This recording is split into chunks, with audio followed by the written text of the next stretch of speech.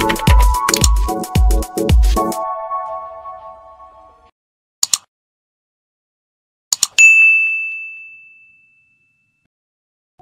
ុំបាទសូមធ្វើការអនុញ្ញាតជម្រាបសួរទៅកាន់ពុកម៉ែបងប្អូនអស់លោកស្រីអ្នកនាងកញ្ញាជាទីមេត្រីនៅថ្ងៃនេះខ្ញុំបាទសូមបំណុំអារម្មណ៍ពុកម៉ែបងប្អូនមកតាមដានស្ដាប់អំពីចុកយេតារិស័យហោរាសាស្ត្រប្រចាំថ្ងៃដែលខ្ញុំបាទតែងតែធ្វើការដកស្រង់និងអានជូននៅក្បួនហោរាទុតិយចិនសាយដែលល្បីឈ្មោះដោយលោកគ្រូលងដៃលីន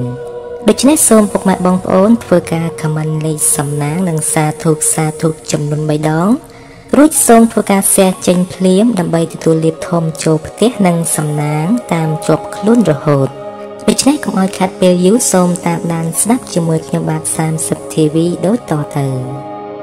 ការមើលទិសបេះដូងរស់ក្នុងការធ្វើដំណើរឬការប្រកបមុខរបររកស៊ីផ្សេងអស់លោកអ្នកត្រូវប្រកាន់យកតាមទិសបេះដូងរស់នេះគឺថ្ងៃសុក្រនេះនឹងបានសុខនិងជោគជ័យនៅខាងទិសពីយប់បើមើលទិសបេះដូងស្លាប់នៅថ្ងៃសុក្រនេះផងកុំចោលយាត្រាទៅទិសអាគ្នេយ៍ធ្វើអ្វីមិនគួរប្រសើរឡើយ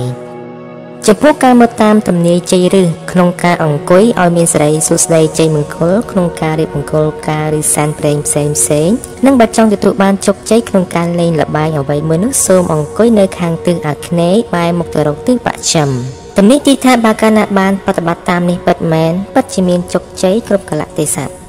ចំពោះការមើលតាមក្បួនកាក់ក្របាតយាងក្រឡាក្នុងការចេញដំណើរពីផ្ទះប្រកបទៅដោយជោគជ័យនិងសេរីសួស្តីមួយថ្ងៃពេញនៅក្នុងថ្ងៃសុក្រនេះពុកម៉ែបងប្អូនត្រូវដឹងម៉ោងសុក្រម៉ោងគ្រោះម៉ោងលៀបដូចខាងក្រោមបាទចេញដំណើរពីផ្ទះចាប់ពីមាន់រងាវទៅដល់ម៉ោង 6 កន្លះព្រឹកគឺជាម៉ោងយប់ព្រឹកជាម៉ោង 04 មានន័យថានៅចន្លោះម៉ោងនេះគឺល្អណាស់ធ្វើអ្វីនឹងទទួលបានជោគជ័យគ្មានគ្រោះកាចអ្វីអាចចូលបានឡើយគឺមានតែទទួលបាននៅលៀបបរិបូរណ៍បាទចេញដំណើរពីផ្ទះចាប់ពីម៉ោង 6 កន្លះដល់ម៉ោង 11 ព្រឹកគឺជាម៉ោងកាក់ក្របាតជាម៉ោងអន្តរាយមានន័យថាធ្វើចំនួនរកស៊ីជួញដូរផ្សេងមិនគួរចេញនៅម៉ោងនេះឡើយអាចនឹងត្រូវបាត់បង់ទ្រព្យសម្បត្តិអន្តរាយជាមិនខានឬក៏មិនត្រូវបោះទុនរកស៊ីអ្វីឡើយបាទចេញដំណើរពីផ្ទះចាប់ពីម៉ោង 11 ព្រឹកដល់ម៉ោង 2 រសៀលគឺជាម៉ោងទទេគ្មានអ្វីសោះមានន័យថាមិនបានទទួលលាភអ្វីហើយក៏មិនជួបគ្រោះថ្នាក់អ្វីដែរនៅក្នុងចន្លោះម៉ោងនេះបាទចេញដំណើរពីផ្ទះចាប់ពីម៉ោង 2 រសៀលដល់ម៉ោង 5 ល្ងាចគឺជាម៉ោង 02 មានន័យថាជាម៉ោងសុខសាន្តធ្វើដំណើរទៅណាមកណាគឺបានសុខល្អណាស់នៅក្នុងចន្លោះម៉ោងនេះបាទចេញដំណើរពីផ្ទះចាប់ពីល្ងាចម៉ោង 5 ទៅដល់ម៉ោងចូលគេងវិញគឺជាម៉ោង 01 មានន័យថាការធ្វើដំណើរឬការធ្វើចំនួនផ្សេងមិនល្អឡើយគឺជាគ្រោះកាចជាពិសេសមិនគួរធ្វើដំណើរឆ្ងាយឡើយហើយបាទធ្វើដំណើរគួរប្រុងប្រយ័ត្នចរាចរណ៍ខ្ពស់បំផុតនៅក្នុងចន្លោះម៉ោងនេះ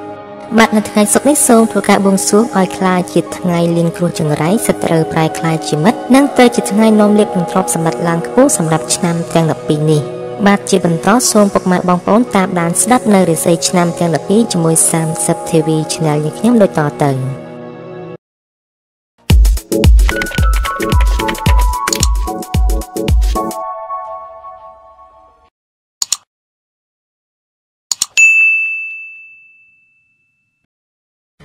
មកដឹងពីថ្ងៃខែឆ្នាំកំណើតថាតើមានប៉ះចំម៉ោងពពែថ្ងៃពពែខែពពែឆ្នាំពពែដែលឆុងជាមួយនឹងឆ្នាំឆ្លូវឆ្នាំ2021នេះឬអត់អ្នកដែលកើតក្នុងឆ្នាំជូតមានឆ្នាំ1924 1936 1948 1960 1972 1984 1996 2008 និង 2020 អ្នកដែលកើតក្នុងម៉ោងជូតគឺចាប់ពីម៉ោង 11 យប់រហូតដល់ម៉ោង 12:59 នាទីយប់អ្នកដែលកើតក្នុងខែជូតគឺខែមករាខែ 1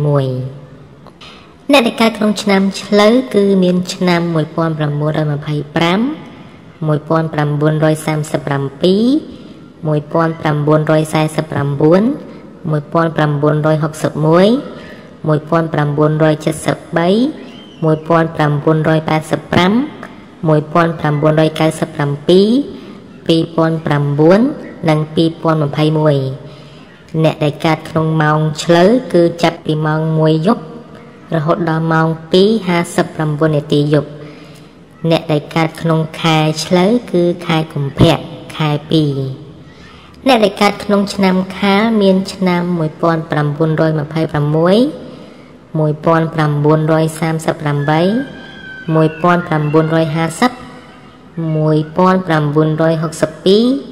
1986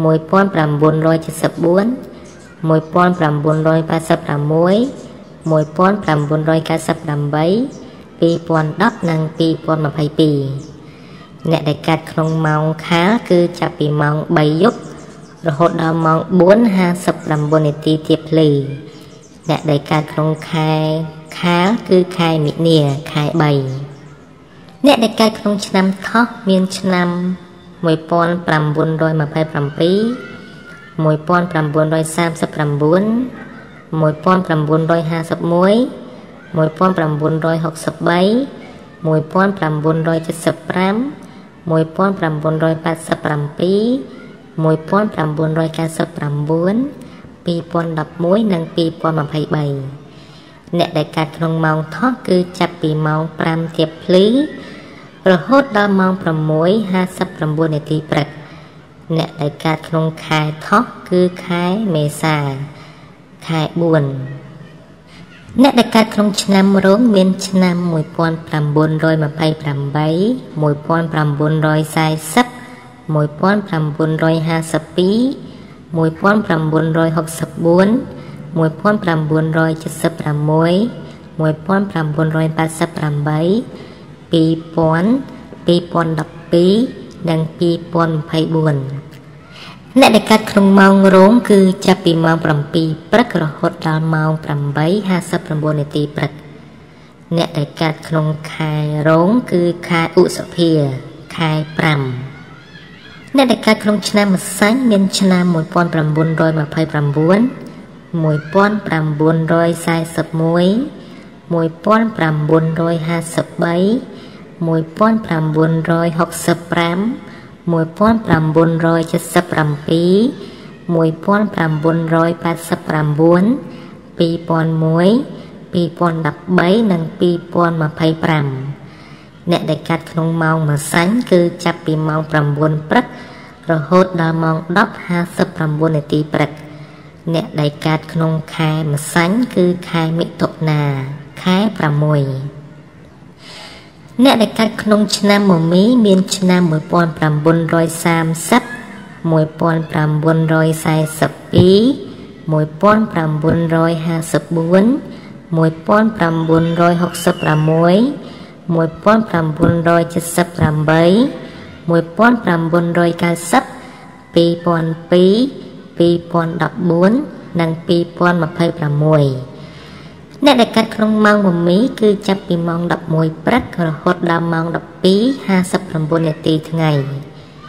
អ្នកដែលកាត់ក្នុងខែមមីគឺខែកក្កដាខែ 7 អ្នកដែលកាត់ក្នុងឆ្នាំមមែមានឆ្នាំ1931 1943 1967 1979 1991 2003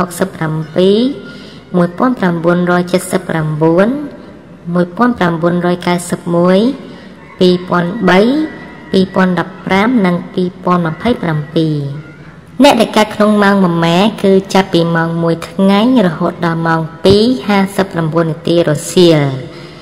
អ្នកដែលកាត់ក្នុងខែមម៉ែគឺខែសីហាខែ 8 អ្នកដែលកាត់ក្នុងឆ្នាំវោកមានឆ្នាំ1932 1944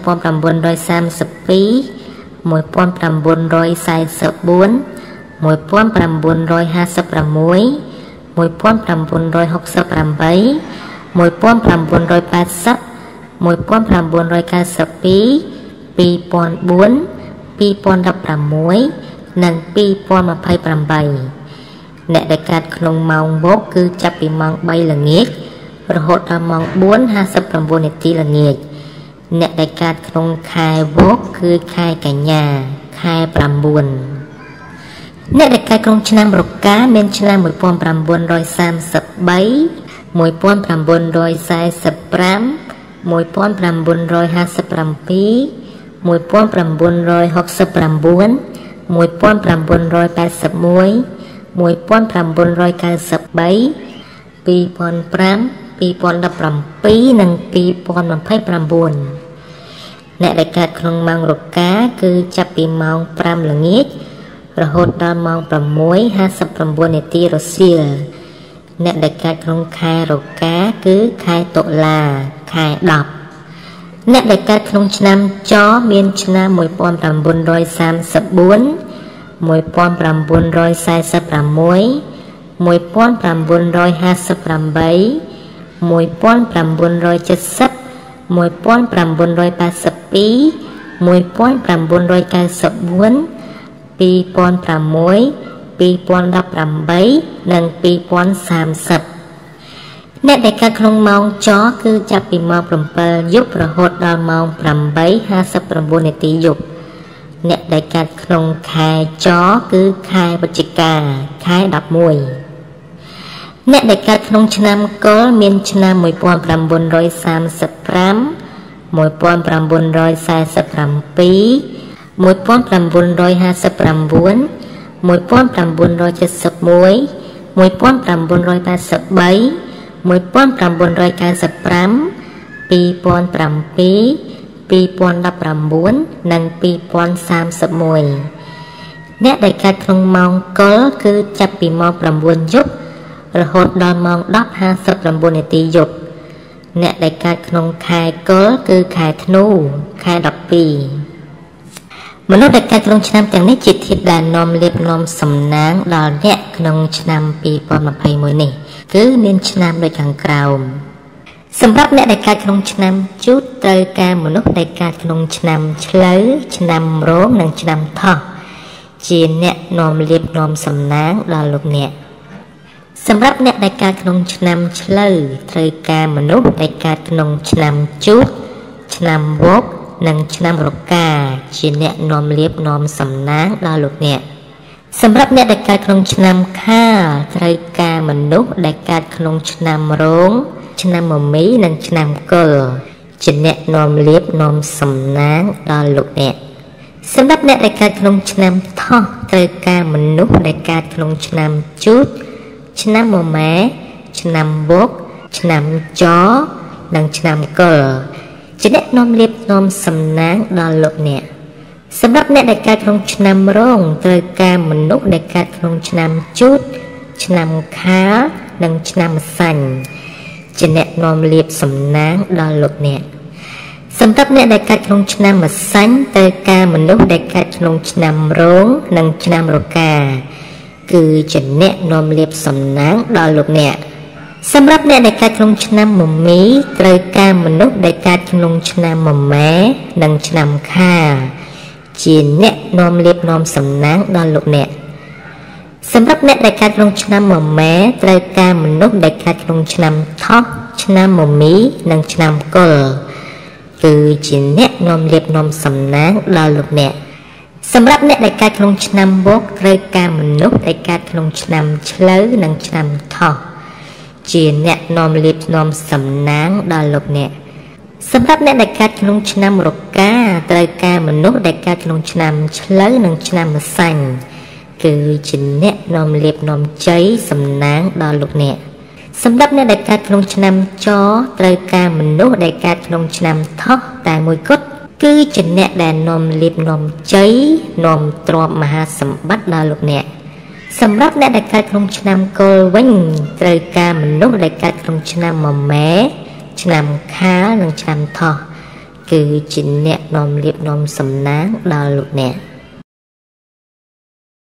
ឆ្នាំជូតកណ្ដុរនាំលាភអុកញ៉ាចិញ្ចឹមមានសំណាងឈ្នះអស់មាសត្រូវហើយបើប្រាថ្នាអ្វីនោះគឺតែងបានសម្រេចនិងអនាគតបានក្លាយជាសិទ្ធិកហបតីឬក៏អភិជនជាន់ខ្ពស់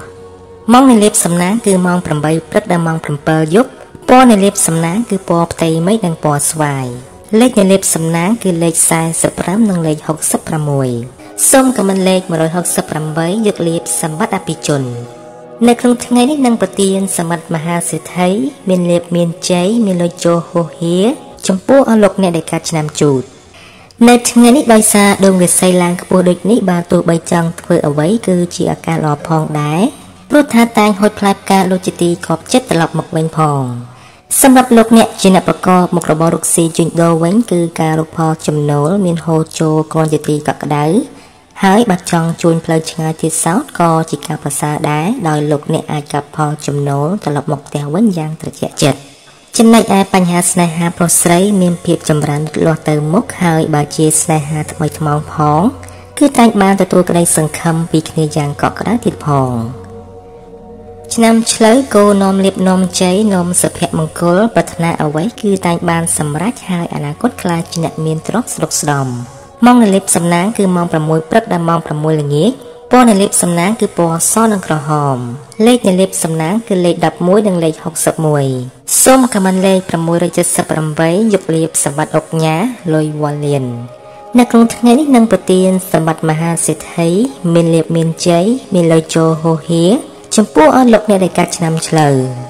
ការងារលោកអ្នកនៅក្នុងថ្ងៃនេះមានការរីកចម្រើនល្អប្រសើរណាស់គឺធ្វើអ្វីក៏ដោយតែផ្លូវថ្លានិងជួបតែក្តីសោមនស្សច្រើនចំពោះបញ្ហាលុយកាក់វិញលោកអ្នកក៏មានឱកាសបង្កើនប្រាក់ចំណូលច្រើនផងដែរ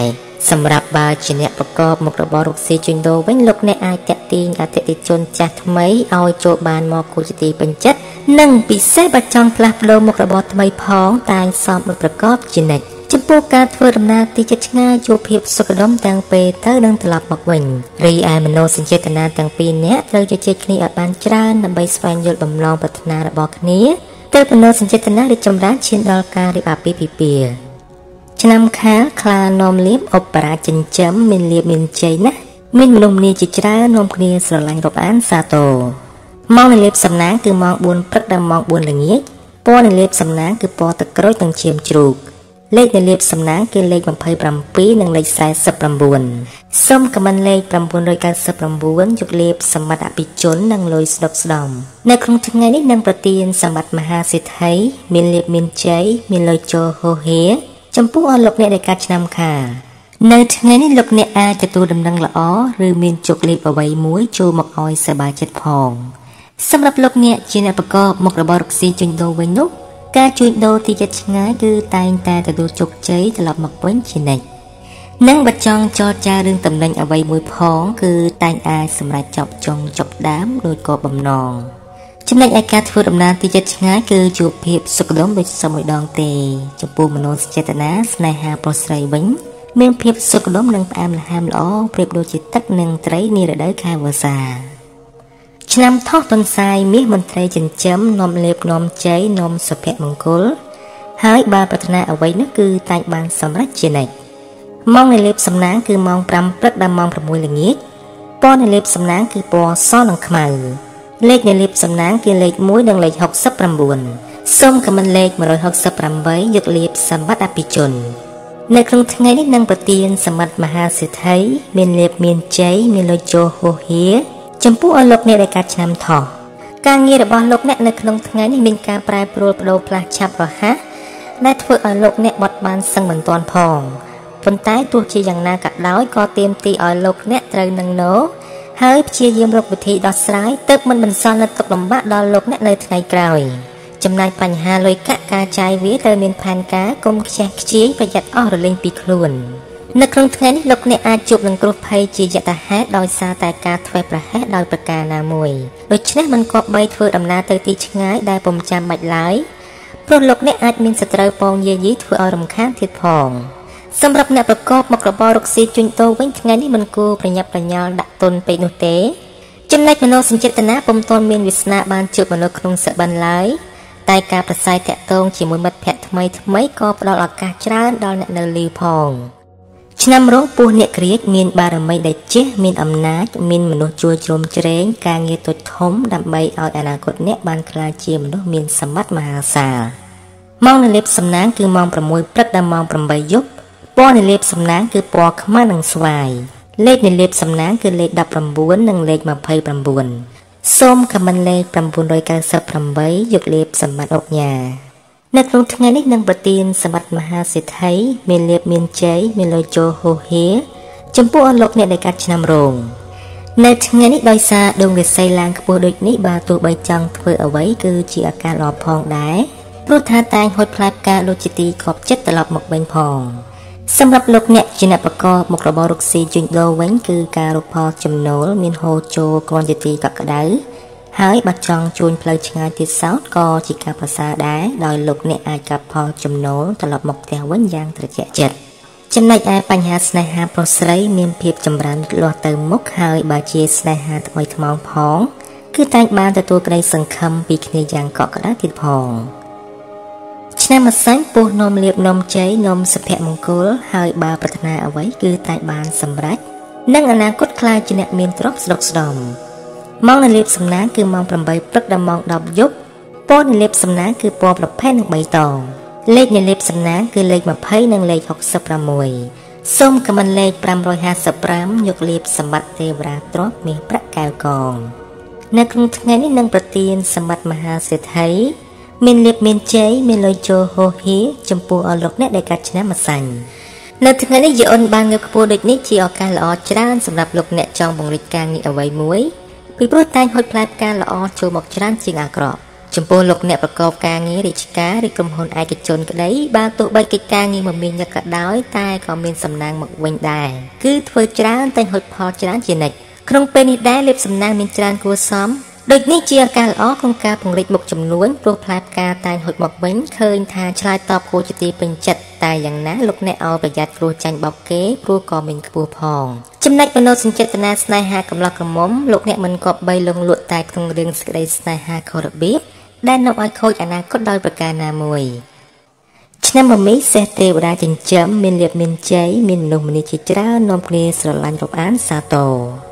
ម៉ោងនៃលេបសំណាងគឺម៉ោង 4 ព្រឹកដល់ម៉ោង 9 យប់ពណ៌នៃលេបសំណាងគឺពណ៌ខ្មៅនិងសលេខនៃលេបសំណាងគឺលេខ 69 និងលេខ 99សូមខមមិនលេខ 168យកលេបសម្បត្តិសំពៅលួងនៅក្នុងថ្ងៃនេះនឹងប្រទានសម្បត្តិមហាសេដ្ឋីមានលេបមានជ័យមានលុយចូលហូហៀចំពោះលោកអ្នកដែលកាត់ឆ្នាំមមីនៅថ្ងៃនេះលោកអ្នកអាចទទួលដំណឹងល្អឬមានជោគលាភអ្វីមួយចូលមកឲ្យសប្បាយចិត្តផងសម្រាប់លោកអ្នកជាអ្នកប្រកបមុខរបររកស៊ីជួញដូរវិញនោះការជួញដូរទីចិត្តឆ្ងាយគឺតែងតែទទួលជោគជ័យត្រឡប់មកវិញជានិច្ចនិងបើចង់ចរចារឿងតំណែងអ្វីមួយផងគឺតែងអាចសម្រេចចាប់ចុងចាប់ដើមដោយក៏បំណងចំណែកឯការធ្វើដំណើរទីចិត្តឆ្ងាយគឺជួបភាពសុខដុមដូចសមួយដងទេ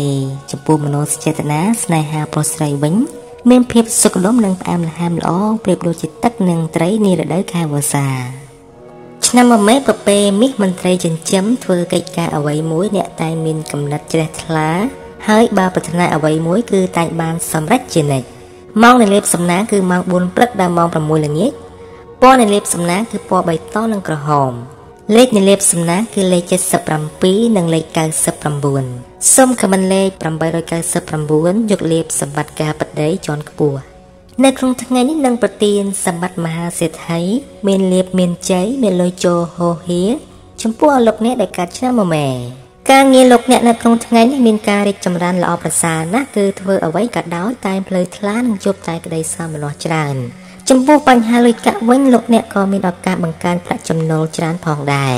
សម្រាប់បើជាអ្នកប្រកបមុខរបររកស៊ីជួញដូរវិញលោកអ្នកអាចតាក់ទាញអតិថិជនចាស់ថ្មីឲ្យចូលបានមកគូជាទីពេញចិត្តនិងពិសេសបើចង់ផ្លាស់ប្ដូរមុខរបរថ្មីផងតែងសមដោយប្រកបជានិច្ចចំពោះការធ្វើដំណើរទីជិតឆ្ងាយជួបភាពសុខដុមទាំងពេលទៅនិងត្រឡប់មកវិញរីឯមនោសញ្ចេតនាទាំងពីរនាក់ត្រូវជជែកគ្នាឲ្យបានច្រើនដើម្បីស្វែងយល់បំណងប្រាថ្នារបស់គ្នា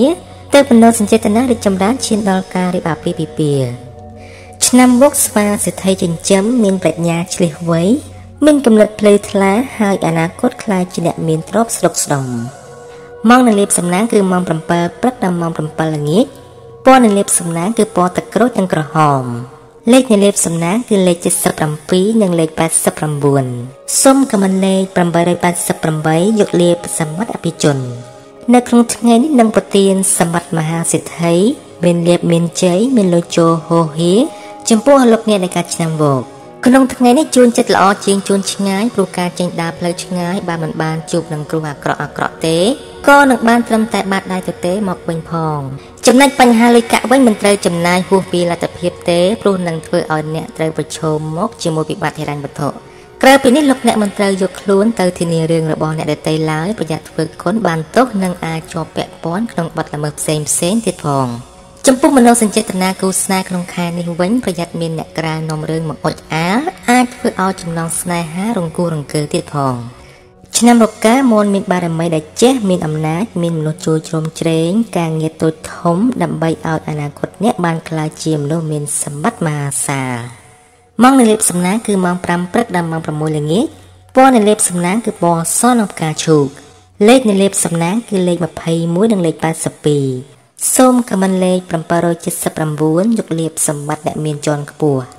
នៅក្នុងថ្ងៃនេះនឹងប្រទានសម្បត្តិមហាសេដ្ឋីមានលេបមានជ័យមានលុយចូលហូហៀចំពោះអស់លោកអ្នកដែលកាត់ឆ្នាំរកា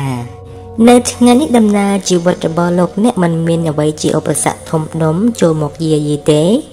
ប៉ុន្តែក្រៅពីនេះបើលោកអ្នកមានប្រកបកិច្ចការងារអ្វីមួយគឺមិនត្រូវមើលស្រាលក្រុមមនុស្សឡើយត្រូវតែប្រុងប្រយ័ត្នជានិច្ចពីព្រោះតែងមានក្រុមមនុស្សច្រើនណាស់ឈ្នានេះភាពមានបានរបស់លោកអ្នកតែប៉ុណ្ណោះសម្រាប់លោកអ្នកជាអ្នកប្រកបមុខរបររកស៊ីជួញដូរវិញការរកផលកម្រៃគឺគ្រាន់ល្មមមានសល់សម្រាប់សន្សំទុកបានខ្លះដែរប៉ុន្តែមនោសញ្ចេតនាស្នេហាកំឡោះក្រមុំមានភាពផុយស្រួយចំនួនវិវាទណាស់គួរប្រយ័ត្នប្រយែងពាក្យសម្ដីបន្តិចទើបជាការប្រពៃបំផុតឆ្នាំចសំណក់នំលៀបជួបតែរឿងល្អៗក្នុងជីវិតមានលៀបសំណាងជួបតែមនុស្សជួយជ្រោមជ្រែងសម្រាប់រាល់ក្តីបំណងម៉ោងនៃលៀបសំណាងគឺម៉ោង6ព្រឹកដល់ម៉ោង6ល្ងាចពណ៌នៃលេបសំណាងគឺពណ៌សនិងក្រហមលេខនៃលេបសំណាងគឺលេខ11និងលេខ61សូមខមមិនលេខ168យកលេបសម្បត្តិមហាសេដ្ឋីនៅក្នុងថ្ងៃនេះនឹងប្រទានសម្បត្តិមហាសេដ្ឋីមានលេបមានជ័យមានលុយចូលហូហៀចំពោះអស់លោកអ្នកដែលកាត់ឆ្នាំចនៅថ្ងៃនេះយេអូនបានងើបខ្ពស់ដូចនេះជាឱកាសល្អច្រើនសម្រាប់លោកអ្នកចង់ពង្រីកការងារអ្វីមួយពីព្រោះតែងហុចផ្លែផ្កាល្អចូលមកច្រើនជាងអាក្រក់ចំពោះលោកអ្នកប្រកបការងាររាជការឬក្រុមហ៊ុនឯកជនក្តីបើទោះបីកិច្ចការងារមិនមានយកក៏ដោយតែក៏មានសំណាងមកវិញដែរគឺធ្វើច្រើនតែងហុចផលច្រើនជានិច្ចក្នុងពេលនេះដែរលេបសំណាងមានច្រើនគួរសមដូចនេះជាឱកាសល្អក្នុងការពង្រីកមុខចំនួនព្រោះផ្លែផ្កាតែងហុចមកវិញឃើញថាឆ្លើយតបគួរជាទីពេញចិត្តតែយ៉ាងណាលោកអ្នកឲ្យប្រយ័ត្នគ្រោះចាញ់បោកគេព្រោះក៏មានខ្ពស់ផងចំណែកមនោសញ្ចេតនាស្នេហាកំឡោះក្រមុំលោកអ្នកមិនគប្បីលងលក់តែក្នុងរឿងសេចក្តីស្នេហាខុសរបៀបដែលនាំឲ្យខូចអនាគតដោយប្រការណាមួយឆ្នាំគោលជ្រូកនាំលៀបនំជ័យនំសុភមង្គលបើប្រាថ្នាអ្វីគឺតែងបានសម្រេចហើយអនាគតក្លាយជាអ្នកមានយស័ក្តិខ្ពង់ខ្ពស់ម៉ោងនៃលៀបសំណាងគឺម៉ោង5ព្រឹកដល់ម៉ោង8យប់ពណ៌នៃលៀបសំណាងគឺពណ៌សនិងលឿងលេខនៃលៀបសំណាងគឺលេខ48និងលេខ99សូមខមមិនលេខ777យកលេបសម្បត្តិអភិជនលុយស្ដុកស្ដំនិងប្រទានសម្បត្តិមហាសេដ្ឋីមានលេបមានជ័យមានលុយចូលហូហៀចំពោះអស់លោកអ្នកដែលកាត់ឆ្នាំកុលនៅថ្ងៃនេះដោយសារយេអូនឡើងខ្ពស់ជាប់មករហូតដូចនេះផ្ដល់ផលល្អសម្រាប់លោកអ្នកចង់បំពេញការងារផ្នែកប្រកាសឬការធ្វើកិច្ចសន្យាអ្វីមួយផងការរស់នៅមានភាពសុខដុមនិងកំពុងស្រស់ស្រួលគ្នាប្រសើរគួរសមសម្រាប់លោកអ្នកប្រកបរបររកស៊ីជួញដូរវិញទោះបើចង់ចេញធ្វើចំនួនទីចិត្តឆ្ងាយគឺផលកម្រៃហុចមកវិញគួរសមផងការធ្វើដំណើរទីចិត្តឆ្ងាយជួបសេចក្តីសុខសេមសានទាំងពេលទៅនិងត្រឡប់មកវិញរីឯបញ្ហាសេចក្តីស្នេហាកំឡោះក្រមុំបាត់ចង់ធ្វើការជ្រើសរើសគូស្រករគឺតែងជប់គូព្រេងពិតដោយសេចក្តីប្រាថ្នាបាទពុកម៉ែបងប្អូននីតិហោរាសាស្ត្រនៅថ្ងៃនេះដល់ទីបញ្ចប់សូមធ្វើការអធិស្ឋានរាល់កំហុសឆ្គងដែលកើតមានឡើងក្នុងអំឡុងពេលនិយាយដោយអចេតនាហើយក៏សូមធ្វើការបួងសួងដល់គ្រប់វត្ថុស័ក្តិសិទ្ធិផងទាំងពួងនៅក្នុងលោកនេះសូមឲ្យអស់លោកអ្នកដែលកំពុងទស្សនានិងចុច Subscribe ជួបតែលាភសំណាងទ្រព្យធនយស័ក្តិនិងពោពេញទៅដោយសុភមង្គលជារៀងរហូតសូមធ្វើការខមមិនសាធុចំនួន3ដងនិងធ្វើការ share ចេញមួយដើម្បីទទួលលាភសំណាងទាំងអស់នេះខណៈពេលនេះដែរខ្ញុំបាទ30 TV ក៏សូមអរគុណសូមជម្រាបលា